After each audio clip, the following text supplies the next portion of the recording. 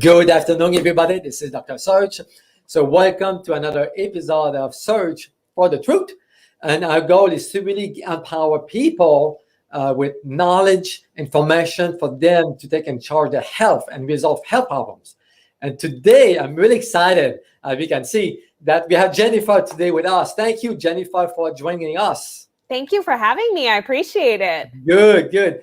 And today we're going to talk about skin, right? That's why I'm so excited, because that encompasses a lot, and it's really important to talk about skin health. But first, tell us a bit about yourself, why you had this passion for skin health. My understanding is you didn't start as a skin expert, right? You started more like as an actual patient. Yeah, absolutely. So I had become a health coach back in 2009, and I was working with a lot of people who actually had celiac disease, and I myself had gut issues, but I felt like I really wanted to understand more. So I went back to grad school to get my master's in clinical nutrition. And in the process of this very stressful, running a business, being in school full time, I developed eczema on my hands. And so the type of eczema that I developed was called dyshidrotic eczema. It's where you get these kind of clear bubbles that form under the skin, usually impacts the palm of the hands and then the bottom of the feet. And eventually it goes through this cycle where the bubbles that area becomes incredibly itchy, super inflamed. They then kind of burst and it oozes and it cracks. It's just awful. And then eventually it sort of starts to heal over, and then the flare starts again. And so it started on the inside of my right middle finger, and then slowly with time started to spread, moved up the inner webbings of the fingers, down my palm, even started to wrap around the finger, and then eventually started to mess up my nails. So I got really frustrated because my dad was a medical doctor, and his best suggestion was to try some topical steroid cream. And I went to a dermatologist, and that was again the suggestion, in addition to putting Vaseline on my hands to keep the moisture in, which is totally impractical. And over the course of about 6 to 8 months, it got worse and worse and worse, to the point where I couldn't touch things because I couldn't wash my hands. Like it wasn't even that soap burned, it was that water alone burned so badly. So I had to kind of avoid having to wash my hands. So I couldn't go to the gym anymore. I couldn't turn handles because it just hurt the way that it would kind of torque at the skin. I would have to wear these gloves to cover my hands to try to not get the hands dirty. And even washing my hair became hard because I couldn't take a shower because I can't get my hands wet. So it started to take over my life. And I would even wake up at night with itching, scratching my hands. I had no idea I was even doing that. And so I just wanted it to stop, to be honest with you. And I started looking at it with my training through a different lens. And I am not going to claim that I found some perfect thing to address it. Honestly, I didn't know what I was doing at the time because that was in 2014. But that made me interested. When I was able to finally get the rashes to stop, I realized that there's so many other things that we could be sharing with people, how they could feel empowered to take back this whole process of having damaged chronic skin rashes. And maybe we need to be looking at it from a different perspective. And so that's what I've basically devoted the last 3 to 4 years of my life doing, and started the Healthy Skin Show podcast and working with clients all over the world. So that's what I do. Wow, what a journey. And it sounds like you were really miserable about this eczema. Yeah. Wow. Yeah. And I have clients now who, some have eczema or psoriasis all over, and they don't even sleep at night because it's so bad. The itching becomes so unbearable at night that they're just, it's debilitating. So, I think we think of it sometimes as, well, it's just a rash, but for some individuals, that rash can become so painful, itchy. It can really compromise various aspects of your life and make you not want to engage in any type of social gatherings. Yes. You might not be able to go to work. Some people actually have to go on disability. It can be really, really serious. It can be. I agree with you. And let's start for basic, I guess. So when you talk about skin, what are the most common conditions that you see and help people with? Yeah, so I usually work with folks who have eczema, psoriasis, dandruff, rosacea, chronic hives, and on occasion, it's not as common, but I've worked with clients who have tinea versicolor, which is a fungal overgrowth issue on the skin, and I have worked with a handful of clients with lichen sclerosis as well. So that includes a lot of skin conditions. In our field, we do talk about skin and gut, right? So can you tell us a bit why there's a connection with the gut and skin health? Yeah, absolutely. So a lot of times people think that's kind of like an odd idea because we're so used to being like, well, it's on the outside. It's my skin. I just put things on my skin. Yes. But the reality is that skin health is dictated by so many other factors and so many other bodily systems. And I don't want to mislead anyone into thinking that gut health is the only thing that impacts their skin health, because there are people out there saying, oh, just fix your gut and it'll fix your skin. Well, I can tell you there's plenty of folks who I've worked with and currently work with who are, we've resolved their gut issues, but the skin issues persist. And skin issues tend, especially when they're chronic, to take longer.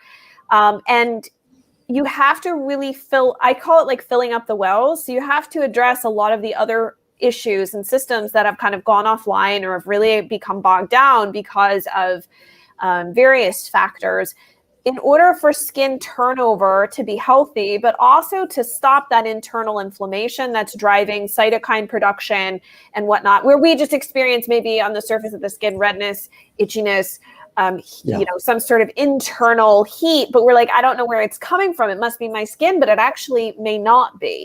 So within the GI tract, at least in my practice, I have found many clients, no matter what skin condition they have, to have H. pylori infections, to have fungal overgrowth at times. You could have SIBO, which is small intestine bacterial overgrowth. You can have opportunistic bacteria that has kind of is hanging out in the large intestine causing problems. You can have parasitic infections. And there can also be gut function problems as well. Aside from H. pylori causing low stomach acid, you can have low stomach acid for other reasons. You can have poor enzyme digestion or poor enzyme production. And you can also be compromised in not being able to absorb nutrients appropriately. In addition to many other factors here. So gut health is one of the foundational pieces to unraveling your skin puzzle. It's not the end all be all, but it is a really important, crucial, I would almost say 2 to 3 step piece of the puzzle. So you have a really good point. Thank you for that. That was good input. And you're right. Sometimes when you fix the gut, your gut is fine, but the skin is not gone. So for those people, because I know we have some people who are watching us today and they are in that situation. So they are fixing the gut, they clean the gut, detox the gut, but the rash is still somehow persistent. So what else would you recommend? What would be the other causes of the rash or the skin problem? Well, so one thing I will say is this. The way I read like a stool test, a comprehensive stool test, like a GI map or GI effects, is actually different than for someone who just has gut problems versus someone who has skin problems. And there are organisms for people who have gut issues. The gut issues can resolve, but we don't necessarily need to worry or target certain organisms as much. We're like, oh, well, it's better. Great. But for skin issues, those organisms cannot stay. And so that's where I think a lot of times we make the mistake in thinking, oh, well, my diarrhea or my constipation's gone, the gas bloating is gone, I'm pooping like a champ, I don't have any problems. And that's actually not accurate. You can still so I have worked with clients who have 0 gut problems. 0. And yet their GI map is a mess and they have parasites and all sorts of stuff. And the only way it shows up is on their skin. So you can't entirely use the GI tract as the function of it in your experience of gut health as the barometer of the state of your gut, unfortunately. So there may be a lot more work to do. Additionally, nutrient depletions are really real, especially for those who've had long-standing gut issues. So it's important to identify what those are. A lot of times, you cannot fill those wells up with food. You do need supplements in order to address those and get them filled up appropriately. But you also have to look at mitochondrial function, your thyroid health, blood sugar balance. Another factor too, for some people, depending on how their case presents, some people have more of a histamine overload picture.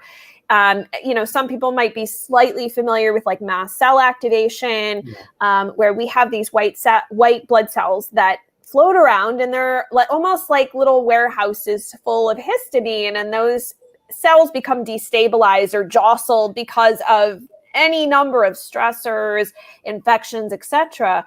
And unfortunately, that is trickier to deal with. That can be a more long-term issue because you have to look not only for underlying gut issues, but you can also have like mold exposure can be another factor. People have had all sorts of environmental allergies. Oral allergy syndrome is another thing you need to consider. Some people especially, so this is another important point, especially for those, it's not as common with psoriasis, but it's very common for histamine overload in those who have eczema. So more of like an allergic piece of or picture. You have to be aware that depending on what allergies you have, some herbs can actually make things worse. And I don't know why sometimes we're not looking to make sure that we don't provide someone the herb that's in the same family as like ragweed, for example. But ragweed family, like you can't do stevia, you can't do any of the liver detox herbs. So milk thistle, dandelion root, burdock root, they're all in the same family, and they're very common in supplements. And so you have to be aware of that the histamine overload picture is much more complex. Oftentimes it can involve estrogen as well. So excess estrogen in the system and issues with phase 3 detox and being able to get estrogen out of the system can also cause that to be problem, that you can end up with basically more estrogen equals more histamine, more reactivity to it. So again, this is very complex. It's not like fix the gut, fix the skin. If that was how it worked, I would be so happy, but that's not quite the case. I mean, I think what you're trying to say is you are looking at the body as a whole. Like you said, your gut can impact pretty much all the different systems in the body. And the skin can be anything, right? It can relate to your detox pathways. You said your allergies. I mean, one of the comments that I hear all the time from people is, usually, traditionally, people will go see a dermatologist when they have a rash or skin problem.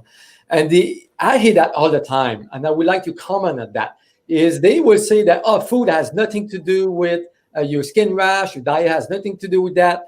But funny enough, when you start working on the diet, improving the diet, the skin improves sometimes. What's your take on that? I agree with that. I do think diet's important. It's not the end all be all. No. I tend to work with people where they have exhausted the diet option.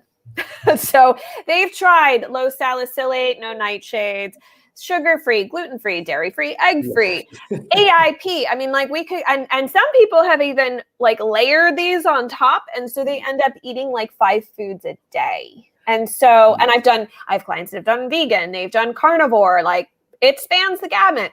So the thing I would say to someone is, I do think it matters because we do know that food can, for some people, and it just differs from person to person, have an inflammatory impact. So, if you are eating junk food and you're eating a lot of fast food, like clean up your diet. You don't need to pay somebody to like have them tell you that. That's a very obvious thing. Start eating more fruits and vegetables and lean meats, etc.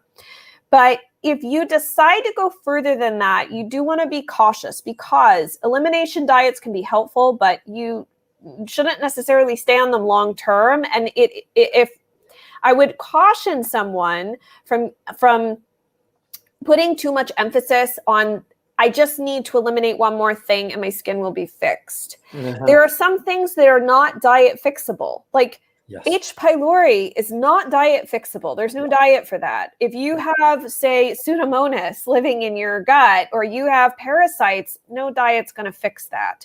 So you do need to be realistic about how far you go with this. I would say if you tinker around with your diet for about like 2, maybe 3 months and you're just really struggling and you find too that you're reacting to more and more foods, it's time to ask for help from someone, especially who's qualified to look at your diet and help you piece this together. Because the worst thing I would hate is that someone end up with more nutrient depletions as a result of limiting the food that they're intaking, but also to developing an eating disorder from this, because that actually is a real problem that is going on right now. I've had clients who've been hospitalized because they whittled their diet down so low because they read this book and this book and this book and layered everything on top of one another, and we're just not getting enough nutrients appropriate for their condition. And your skin can't heal if it doesn't have access to nutrients that it needs. And you have a really good point. Okay, don't get me wrong, diet is great, but there's so much confusion on that. Like you said, people read so many different versions of different people, and they don't have no idea what to do at the end of the day. I think that's important to work with somebody like you who really understand the body as a whole. And we have somebody who made a comment to us. I'm going to put it on the screen. So the only thing that has helped me so far is a very low carb eating. Can you comment on that? Yes, I can. So interestingly enough, low carb diets obviously have come they're hugely popular now, partially due to the keto diet. So low carb, I would say keto is sort of in that low carb family because we do limit the number of carbs, especially starchy carbs. So usually when a low carb diet is helped, it's because, and this is important to also identify, is it partially a FODMAP issue? Right. So the FODMAP diet, so FODMAPs are fermentable starches that are found in fruits and vegetables for the most part, like lactose, which is in dairy, is also one, but we'll just say mostly fruits and vegetables.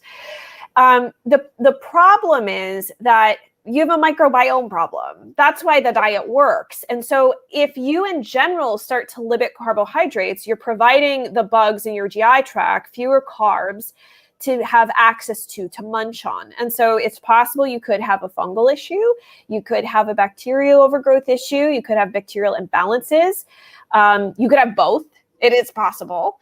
So it's important to identify, like, what do you feel are your triggers, but then also looking at your symptoms across the spectrum. So not being like, this is my skin problem, right? My skin. No. Like, also take the step back, 2,000-foot view, and be like, well, I have fatigue. I'm not sleeping well. I might have numbness or tingling in my fingers and toes. I seem to have, or, from blood work, like your thyroid might be not functioning well. Like, you look at things system wide, just cast a net really wide to look for all of the symptoms, because in reality, skin is complex. So one of the reasons we have a breakdown of the skin barrier, which you could also call like leaky skin. I did not coin that, by the way. I saw it first on Paleo Mom's website many years ago. But the way that whole breakdown of the skin barrier happens is partially due to this poor filaggrin production. So profilaggrin is a gene, and then it produces the protein filaggrin that, if you think of our skin as almost like a brick wall, there's the protein in there, the mortar mix, to help seal it up nice and tight. So that way your skin barrier can be nice and solid, protect you from external factors, but also to maintain the moisture barrier. And so the number one way that the filaggrin protein gets messed up, because yes, you can have a genetic SNP, but it's not very common, is inflammation. Inflammation causes the gene to produce faulty filaggrin. And so that's how we know that there are internal factors. Also, too, if you look at the biologic drugs that are used, especially like eczema, so Dupixent, for example, or if you look at Humira or Enbrel or any of these biologic drugs, they block inflammatory pathways. That's how they work. So if you don't bother to look system-wide, that's where you can miss clues. The body does not communicate to us in extremely obvious ways. It does it in subtle ways that we have to piece together. You have a good point. It reminds us of the leaky gut concept. I guess that's why it's called leaky skin concept. Yeah. So we have this viewer who asked, do you have a way to check for the things that you're talking about? Yeah. So in terms of what's going on in the gut. So a comprehensive stool test, like a GI map, Yeah. That's my favorite, but there is the GI effects as well. Those are available. They're stool tests that you can do at home. You do need a practitioner who is trained in being able to read the test because it's not meant for a consumer, basically you guys or a patient, to be able to understand. They're not going to print out a report that says you have X and you need to do blah, blah, blah. They're legally not allowed to do that. You need someone who's going to take that stool test and then also compare it to what's going on in your overall picture. In terms of nutrient depletions, my favorite way, because I do really try to be cost conscious, is to look at conventional blood values. You can, if you have the budget for it, do organic acid testing, which is a urine test, again, an at-home test, but that's out of pocket. But that can look at different biochemical pathways and what nutrients may be needed in order to optimize those. And in terms of, other stool testing, like I did mention mold. If you were curious if you had mold, you could do something like, and I think too, if you suspect you have mold, you probably should talk to someone who is very skilled in assessing mold in your home or in your car. You can also have mold in your appliances, I came to learn pretty recently, especially the refrigerator ice maker thing, which horrified me. Yeah. Wow. I didn't know that. Yeah, your refrigerator, a friend of mine had mold all throughout her dishwasher. So you can have mold in appliances. But an ERMI test is a way that you can test basically your home environment. But if you want to look internal and see if there is mycotoxin exposure, so mold produces mycotoxins, which suppresses your immune system and can make you more susceptible to things like H. pylori and parasites and other infections, you would do like a mycotoxin test. They're urine tests, and there's several labs that can do those as well. And then but I usually hold off on hormone testing until a later point because hormones are impacted by what's happening in the liver and in the gut. And so you want to work on those first before you invest in a test that is probably good. The results would change as you worked on things. That's normal, right? Things change as you work on the body. You mentioned the microbiome a few minutes ago, and we talk a lot about the gut microbiome. But there's more and more interest into the skin microbiome. So what's the connection between the two? Yeah, so there is a microbiome. There are bugs that live on our skin. There's a whole huge community. And they're a little different than the bugs in our gut. They're similar classes, so to speak, but they're different in that they are lipid loving. It's called a lipidome, believe it or not. So even the yeast that normally lives on our skin, Malassezia, they hang out in the oily areas or sebaceous areas. So it's a much different, like our gut, it eats fiber. Like those bugs eat fiber, generally speaking, in terms of bacteria, but the bacteria on our skin like oils. And so I would say that there are connections in some of the spots that rashes can show up that kind of can help. I mean, I don't have any science on this. This is a more clinical observation. And it's something that I've actually talked with other colleagues who also work in this space. So we've noticed kind of the same pattern, but there's certain areas that can be red flags, especially like fungal. So in the areas where you get sweaty, so like the back of the neck, the ears, around the eyes, around the mouth, armpits, under the breast, under folds of skin, the groin, the feet, the back of the knees, the inner elbow, the inner wrist, those are all fungal hot spots. And so it doesn't necessarily mean that there's fungal overgrowth on the skin, but it can indicate fungal overgrowth internally. But I will say about the mouth, research has shown that when you have a rash around the mouth, the number one most common overgrowth is actually Candida albicans, with then Staph aureus coming in second. So it may be worthwhile, if you do have a pretty intense rash around the mouth, to ask for it to be cultured and find out if there is an actual infection on the skin itself. But you can have skin infections. I think it's really, really crucial that whatever you do, you should, if you are dealing with rashes, know that staph infections are a real thing, And a lot of times when we go more natural or alternative, we don't want to go see a doctor and we just say, oh, well, I'm in an eczema flare, I'm in a psoriasis flare or whatever. And sometimes it's not a flare, it's an infection. So it's really crucial that you educate yourself on the symptoms of a possible infection and seek help if you believe that you have it, because I have unfortunately worked with some clients who waited way too long and ended up on like IV antibiotics because the infection was now so bad and they were so miserable that oral antibiotics just couldn't cut it. Yeah, you're right. Sometimes people don't realize that the skin health can really mean there's something internally going on.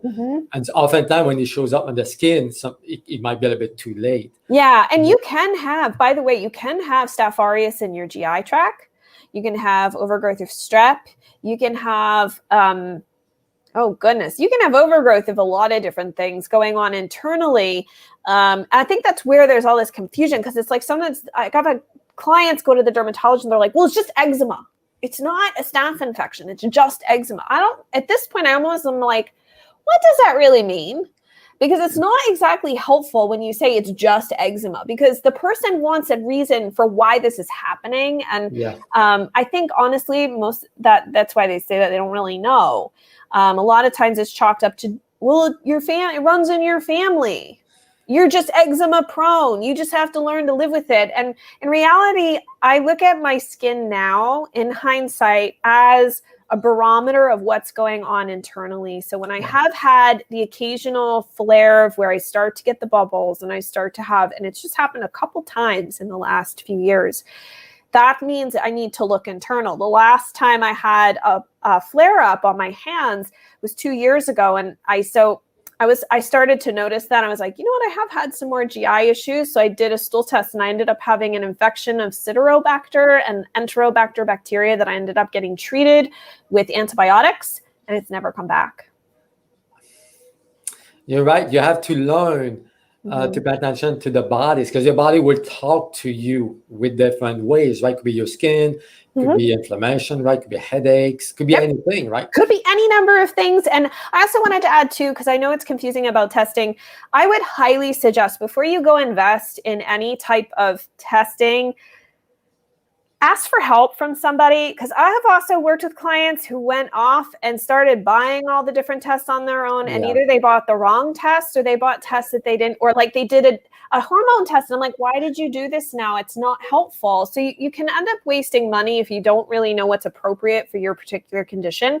In most states of the United States, you're allowed to actually order most of these functional labs on your own. I think there's 4 states, New York, Maryland, Rhode Island, and New Jersey, I think, are the 4 states that do not allow their residents to order functional labs. And there's different websites out there that you can go to order them. But I would really find a practitioner who's comfortable with the testing that you want to do and make sure that it's appropriate for you before you invest in it. Because again, it's not just the investment of the test, it's also having to invest in working with someone to help you translate it. And it's usually not a, here's this one pill or here's a 1-month protocol and you're going to get magically better. That's not usually the case. This is the scenic route. The medications are the super highway to disappear your symptoms most of the time. But this way is the scenic route, and it's important that you realize that, especially if you've had the skin issues for a long time. You could be looking at 6 months, 8 months, a year and a half. This is not fast, and it is really crucial that you have your expectations managed appropriately, or else you can become really frustrated when you don't see results in 3 weeks. Oh man, thank you for saying that, because a lot of people expect the magic pill when it comes to skin problem, right? Because they're so used to see the doctor gave a steroid cream, take antibiotics or this, and goes away. But at the end of the day, if it shows in your skin, most likely has been going on internally for years. Yep, a long time. And also on my website at skinterrupt.com, I do have an article about the labs that I recommend that you could ask your doctor for to run, like just blood labs. The specific labs that I usually ask clients for. So you could take that list to your doctor and see if you have an annual exam or sometime when you're getting your blood labs run, you can say, hey, look, would you mind running these labs and see what they're willing to do under your insurance to help you? Good point. And I did include your website in the comment section so people have access to it. So good. So what are 3 things that people can do to start rebuilding their skin? I would say the first thing, okay, so you got to do that whole collection of symptoms. You can't just focus on the skin. But if you, for example, if you have a skin issue, so like, okay, I've been diagnosed with X, like we'll just say psoriasis, then start writing out what the symptoms of your psoriasis are, because they're different for everybody. So if there's itchiness, write that. If redness, whatever, scaliness, what have you. Then look in other areas of the body. That's really crucially important.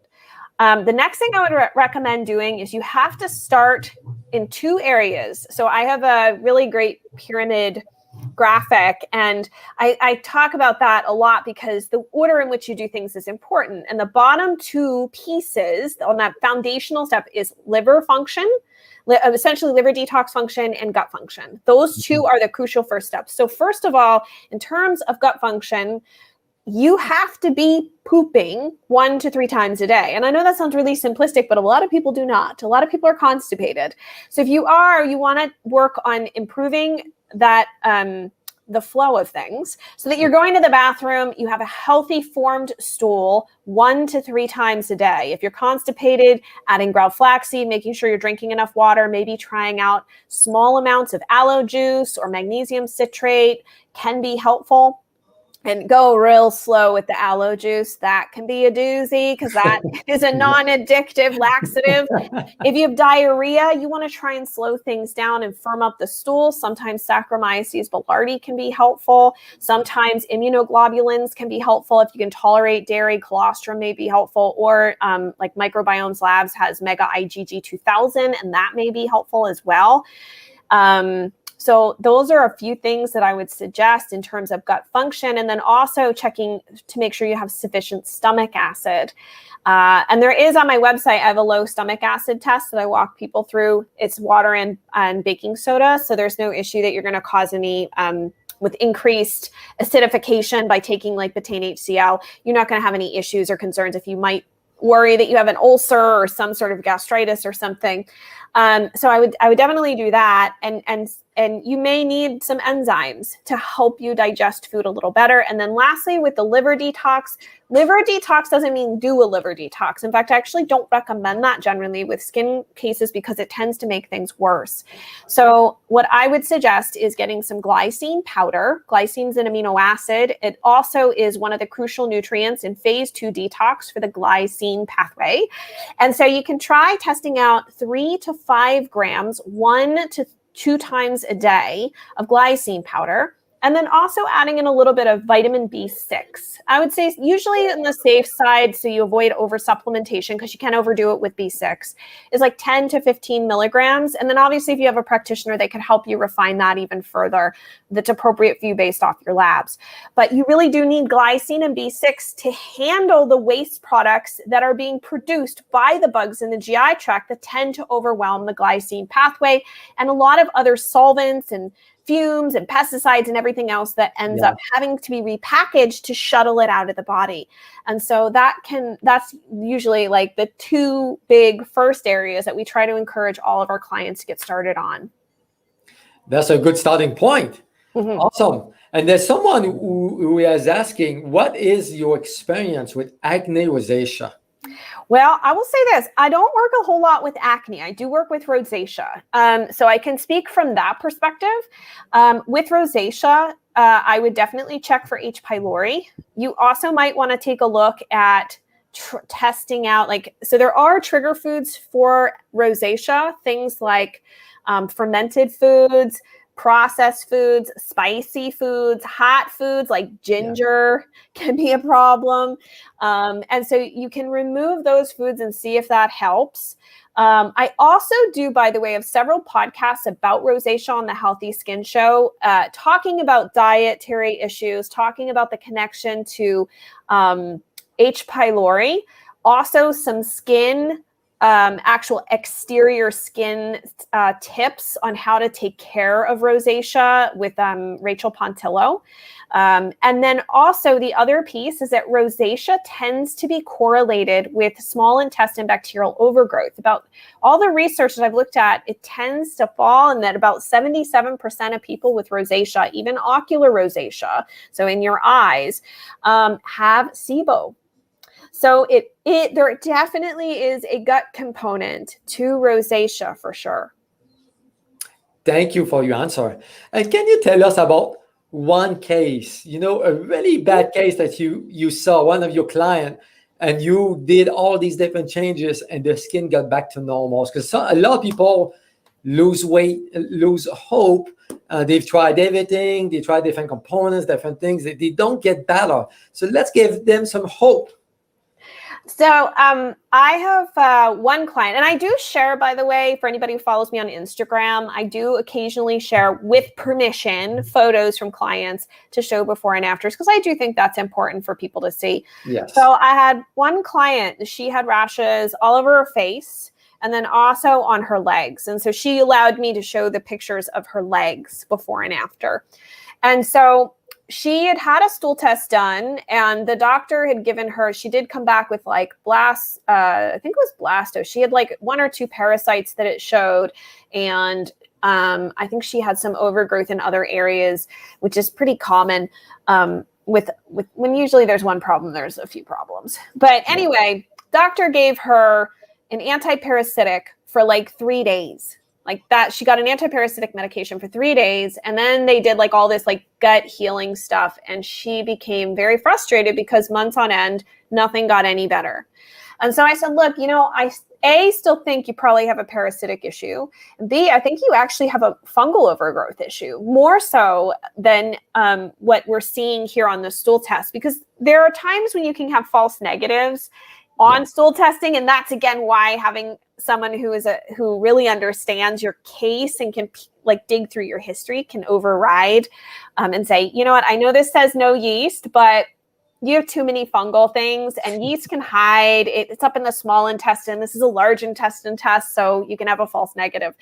Anyway, we did a general antibacterial to help drop some of the high bacteria level down. And then we went in and did I think it was a 3-month antifungal protocol, and her legs got completely clear. Her skin, her face has like a couple of few dots we're just still working on, but she's like, and even her dermatologist told her, because she does, I hate to say this, but she does buy into the more like functional integrative way. She doesn't exactly practice that, but she's like, I agree with it. I just am not trained in it. Yeah. And she said the fact that you have been through, because she was actually helping to run a political campaign for the last 8 months. So she told her on her last visit a couple weeks ago, the fact that she was able to keep her skin so clear under such a significant high amount of stress for such an extended period of time with little sleep and all sorts of stuff, that was a testimony to all of the work that we've been able to do, and a clear connection to the doctor that there was this inherent gut skin connection going on for this particular case. So it is possible, but again, it's not like I said, her fungal protocol was, I'm going to say at least 3 months, might have been 4. I mean, it was long because she just had so much overgrowth. Yeah. And she's redone a stool test and it looks way better. We still have a little work to do, but she's like, this is amazing. Wow, this is so powerful. So yes, people, if you are dealing with chronic issues when it comes to the skin, please work with a doctor or somebody, a practitioner like Jennifer. So Jennifer, how can people reach out to you if they have any questions or if they need some help? Sure. So my website, as you've shared here, is skinterrupt.com. You can also go to healthyskinshow.com. That'll take you right to the podcast page where you can scroll through. There's over 200 episodes of the podcast, and it's totally focused on chronic skin issues and all this stuff that I've talked about today, and then some, a ton of information. So there's a lot of free resources there for you to connect with. And then I'm also on Instagram at Jennifer Fugo, and I post pretty much daily and share a ton of information, and I'm constantly, that's a great place to get in touch. Or like I said, just through my website, you can reach out. Awesome. Thank you for sharing your information. And thank you for being with us. It's been 45 minutes already. Time flies. It does. It does. So thank you for your input. A lot of people have questions, actually. I hope you guys are going to reach out to Jennifer if you have any questions. So thank you for your time. I hope we can do that again.